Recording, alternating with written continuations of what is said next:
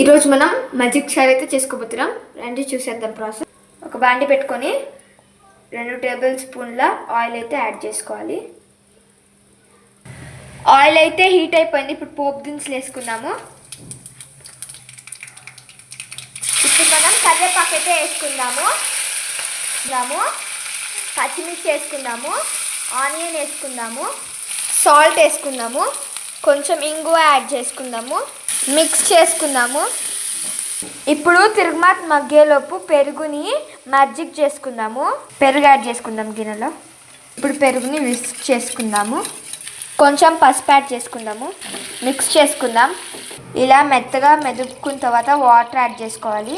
ఇందాక కొంచెం salt add చేసుకున్నాం కదా దాంట్లో, ఇప్పుడు దీంట్లో కొంచెం సాల్ట్ యాడ్ చేసుకుందాం. ఇది కొంచెం చల్లారించిన తర్వాత మజ్జిగ అయితే యాడ్ చేసుకోవాలి. తిరుగుమాతని పెరుగులో యాడ్ చేసుకోవాలి. ఇంకా కొత్తిమీర వేసుకోవాలి. ఎంతో టేస్టీ అయినా మజ్జిగ చారు రెడీ. ఇది సూపర్గా ఉంటుంది టేస్ట్. మీరు ట్రై చేయండి. Please like and subscribe.